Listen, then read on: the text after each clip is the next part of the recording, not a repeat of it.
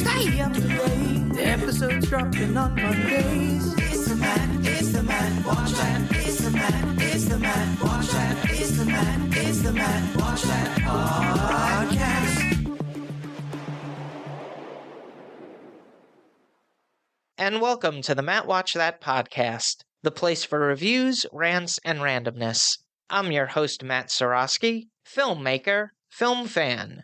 Each episode, I'm going to watch a movie or TV pilot that I probably should have seen but never got around to. It could be a recent favorite, critic's choice, or cult classic. Everyone can join in on the fun. Follow me on Twitter, Instagram, and Facebook at Matt Seroski.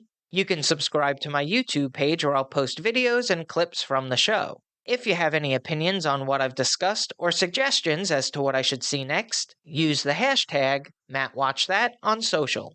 Before we start, prior to the pandemic, every year my office would have a costume party on Halloween. The first couple years, people kind of did minimal effort, store-bought costumes. I liked creating a theme, so my costume wasn't necessarily that flashy, but I would decorate my desk and it worked within that. So for example, one year I dressed up like the mayor from Jaws, and my desk was decorated as the beach from Amity Island, and it featured the things that you'd see in the movie, like the welcome billboard with the girl and the shark fin painted on, things like that. The next year I dressed up like Dr. Alan Grant from Jurassic Park, and at my desk I recreated the scene of the T-Rex breaking through the electric fence barrier. It was pretty cool, but the costume itself was kinda lame. Then a couple of our employees took costumes to the next level, and I knew I had to step up my game. And that's when Hannibal Lecter came out. But the year before the pandemic, one of my coworkers dressed up like a vampire, and I knew that I had seen it before. It was a pretty iconic character, but I couldn't place the movie that it was from, and he finally told me it was Salem's Lot, the TV movie. And I came to realize that I'd never seen it before, so that's a pretty big hint as to what movie I'm watching this week. On to the main attraction. Each review will end with a ranking out of 5 stars. 1 star is skip it, 2 stars watch at your own risk, 3 stars standard fare, 4 stars worth checking out, and 5 stars must see. Now if I give a title 5 stars, it doesn't mean I'm comparing it to Casablanca, Jaws, or Seinfeld. I rank titles based on other movies or TV series in that genre and at that time period. So let's jump into it. These are my ruminations and observations of the TV movie, Salem's Lot, from 1979. It was directed by Tobe Hooper, who helmed the Texas Chainsaw Massacre, The Funhouse, Poltergeist, though there are differing opinions if Spielberg was actually behind the camera, and Invaders from Mars. He was born in Austin, Texas, and when he was young, he would make 8mm films with his father's camera.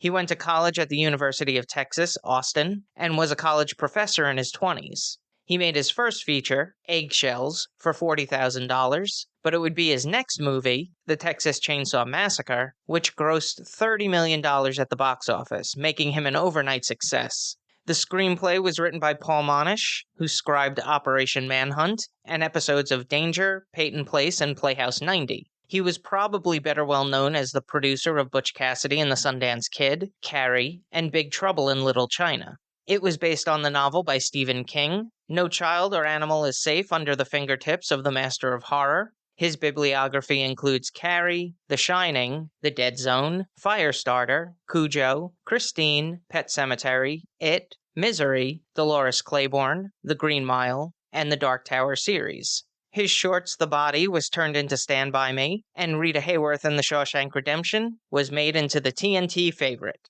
Under the pseudonym of Richard Bachman, he wrote Rage, The Long Walk, Roadwork, The Running Man, and Thinner. This is something to look out for. James Mason and wife Clarissa K. Mason have roles in the TV movie, though unrelated to each other. The rest of the cast includes David Soul, Lance Kerwin, Fred Willard, Bonnie Bedelia, Lou Ayres, Julie Cobb, and Reggie Nadler. The movie starts at a church in Jimaco, Guatemala, where Ben Mears and Mark Petrie fill bottles with holy water. When one starts to radiate a blue glow, Ben says, "They found us again." 2 years earlier, in Salem's Lot, Maine, successful author Ben Mears returns to his hometown after the death of his wife Miranda. He's looking to rent a place for 6 months, and is interested in the Marsden house on the hill, but is informed by the owner of Crockett Realty that it's been sold. He recommends Ava Miller's boarding house. After renting a room, Ben goes on a walk and comes across Susan Norton, an art teacher at Holly Elementary School. She's reading his book, Air Dancer, and after some scintillating conversation that will be comparable to watching paint dry, he asks her to dinner, which she accepts. While Ben is on his date, Officer Parkins approaches the town drunkard, Weasel, who used to be married to Ava Miller, and asks him to keep an eye on the author. Weasel sneaks into Ben's rented room and investigates. He's immediately caught by his ex-wife who asks what he's doing, and they come across a work in progress with his writings. The house was a monument to evil, sitting there all these years holding the essence of evil. They conclude he's referring to the Marsden house, which was vacant for 20 years prior to its recent purchase by Mr. Kurt Barlow through Crockett Realty. Larry Crockett is summoned to Barlow and Straker's Fine Antiques, where Richard Straker requests that he have a truck available to pick up a valuable sideboard, a Hepplewhite, coming into the Portland docks that night at 7. He says that 2 movers are required, and they are to take the delivery into the cellar, and before they leave, they are to padlock the bulkhead door, the front door, the back door, and the shed garage. Side note, I do pronounce the word garage, but this is the way that he said it. That night, the movers pick up the crate and notice that it's very cold. Even after they load it onto the truck and turn on the heat, it still feels like a freezer. One of the workers wants to open it, especially after it moves closer to them, unassisted. Meanwhile, Ben visits his high school English teacher, Mr. Burke, and they go out to dinner. He tells his former student about Mark Petrie, who wrote the history of the town for the school pageant. We learn that Ben's aunt used to work at the Marsden house, which had a reputation for being haunted. He went inside there once and found Hubie Marsden hanging by his neck, but his eyes suddenly opened. The rest of the family died under suspicious circumstances. Neighborhood kids went missing. Now the mysterious Mr. Straker and Mr. Barlow come into town. Ben believes that an evil house attracts evil men, but then why is he attracted to it? Here's a quote without context. "Oh, you're the writer. On vacation or vocation?" Salem's Lot was a slog of a movie. I understand that it was highly influential in the vampire genre, and was quite popular when it was broadcast, but it felt plodding, even for 1970s standards. The first 30 minutes was a bit of a snooze fest, yet ironically, the romance angle that they introduced felt like it happened too fast. Ben and Susan meet each other and they're already falling in love. The TV movie was re-edited into a theatrical-length version for European release, and it would be interesting to watch that to see if the pacing improves. It definitely picked up in the second half, but you have to get through 90 minutes of establishing characters. Now, in the version that I watched, it's continuous, and I couldn't tell where night 1 was supposed to end and night 2 began. But I'm sure if I was watching, I'm not sure I would tune into night 2, because the beginning is so slow in establishing the characters, and it really didn't pick up until the arrival of the package, whose contents I won't spoil. But I'm going to base my rankings on the version that I watched. Watching it over 40 years later has probably been detrimental to its impact, but I'm trying to be fair and put it in the context of the time. It's definitely effective when it comes to atmosphere. The cinematography is captured well, it's moody, you get a sense that something sinister is going on before the layers are peeled. And it has some creepy moments and decent effects, but it's certainly limited by the constraints of broadcast television. The performance of Reggie Nadler is really memorable. I mean, he's in the movie for less than 90 seconds, yet his character is what people take away from the film. That's a big kudos there. Now for a little trivial trivia. Salem's Lot was originally going to be released in theaters and directed by George A. Romero, but at the time, the field was saturated with vampire fare, with a Dracula remake and Nosferatu the Vampire, both being released in 1979, so Warner Brothers decided to make it a TV movie, at which Romero dropped out. The cinematography was captured by Jules Brenner, whose filmography includes The Return of the Living Dead, Dillinger, and Teen Wolf 2. It was co-edited by Tom Pryor, who worked on No Holds Barred and episodes of The Twilight Zone, and Carol Sachs, who worked on episodes of Wonder Woman. Both were in the editing department of the short-lived series Flying High.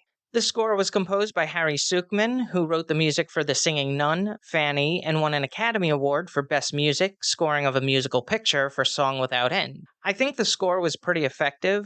I would have liked to hear it more consistently throughout. At some points, it was only utilized as a stinger scare, which feels like a missed opportunity.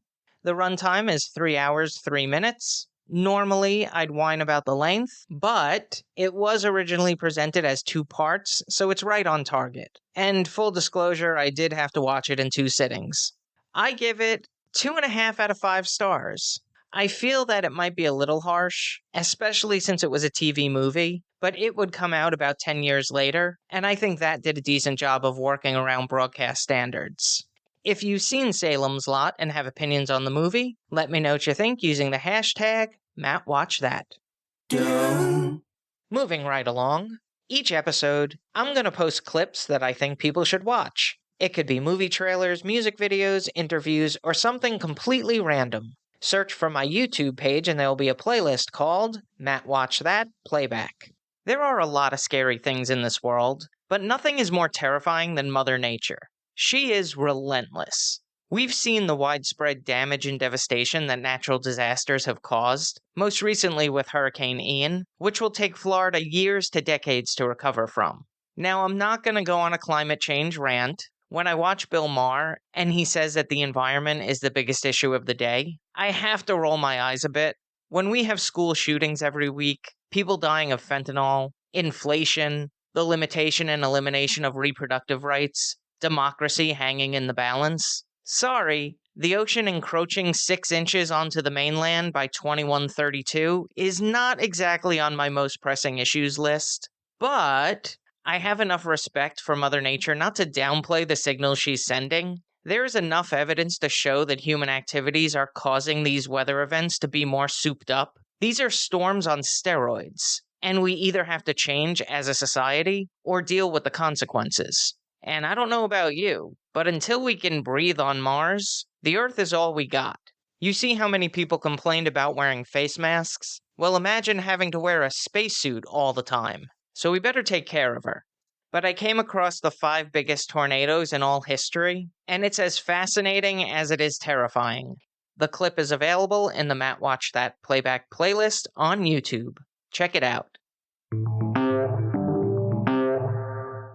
Now it's time for the recommendation. Yes, that's the word recommendation with Matt in the middle. I'm going to end each podcast with my own recommendation of a movie or TV series. Today I'm talking about Only Murders in the Building. Created by Steve Martin and John Hoffman, the series focuses on 3 people who live in the same apartment building in the Upper West Side. Charles Hayden Savage, an actor who appeared on the 90s detective series Brazos, Oliver Putnam, a theater director, and Mabel Mora, an artist. They decide to team up on a podcast when a murder occurs in their building and they're determined to solve it. The cast is the highlight of the series. Watching Steve Martin and Martin Short interact is always a pleasure. Selena Gomez fits right in. She plays the character very melancholy. I'd love to see her have some more fun with the part. She's a really talented comedic actress. Other actors making appearance in the series are Nathan Lane, Tina Fey, Jane Lynch, Sting, Shirley MacLaine, and Amy Ryan. It's a clever show, a bit old school in its humor. I mean, this would fit in with the Smothers Brothers Comedy Hour, the Carol Burnett Show. Not in a sketch comedy vein, but in its joke sensibility. I'm surprised it got greenlit because it's a little outdated, but that's what I find appealing about it. It does remind me of a lot of the sitcoms that I watched growing up, so there is a nostalgia feel to it. Only Murders in the Building has been on for 2 seasons, 20 episodes from 2021 to present. The series was renewed for a 3rd season and streams on Hulu. That's all for this edition of Matt Watch That. Thanks for listening to me babble. You can follow me on Twitter, Instagram, and Facebook at Matt Seroski. You can subscribe to my YouTube page where I'll post videos and clips from the show. If you have any opinions on what I've discussed or suggestions as to what movie or TV pilot I should see, use the hashtag MattWatchThat on social. Head over to mattseroski.com for the latest news and updates, and come back next time for the reviews, rants, and randomness.